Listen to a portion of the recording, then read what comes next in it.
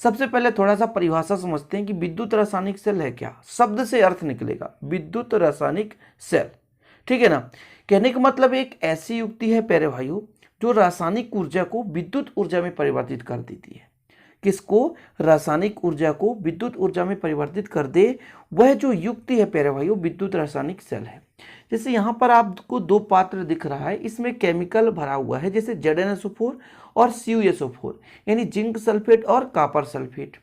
इसको ऐसे व्यवस्थित करते हैं कि इसके माध्यम से है ना जो रासायनिक ऊर्जा के रूप में संचित है यह विद्युत ऊर्जा में परिवर्तित हो जाए।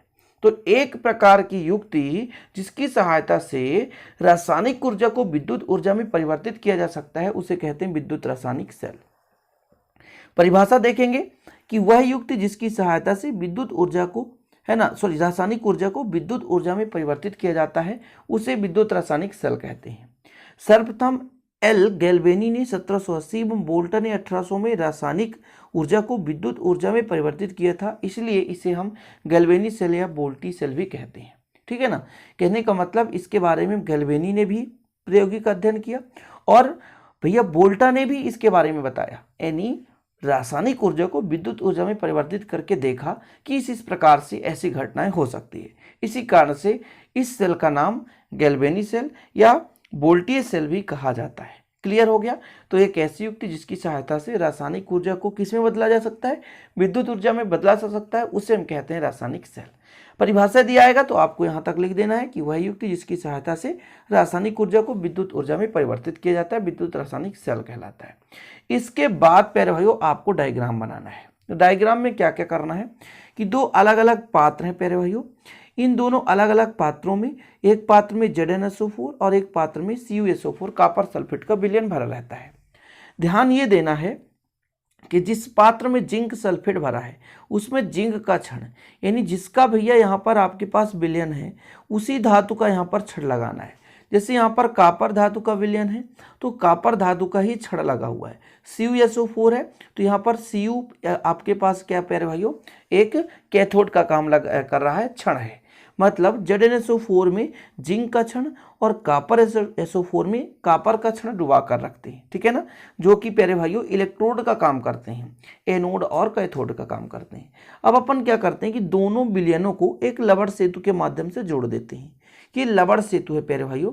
इसमें हम अगर की जेली भर सकते हैं या मान लीजिए KCl का गर्म किया हुआ विलयन। KCl क्या होता है, एक लवण होता है, तो इसमें अपन भर सकते हैं। ये उल्टे यू आकार की कांच की नली होती है जिसमें हम अगर की जेली भर दें, है ना, या कि KCl को गर्म करके रख दें प्यारे भाइयों, तो यही कहलाता है अपना क्या लवण सेतु, ठीक है ना। चीज़ें क्लियर है। फिर क्या करते हैं कि दोनों इलेक्ट्रोडों को हम बाह्य परिपथ में यहाँ पे गैल्वेनोमीटर लगा देते हैं और कुंजी, ये आपका कुंजी है, ये आपका कुंजी है और ये गैल्वेनोमीटर है।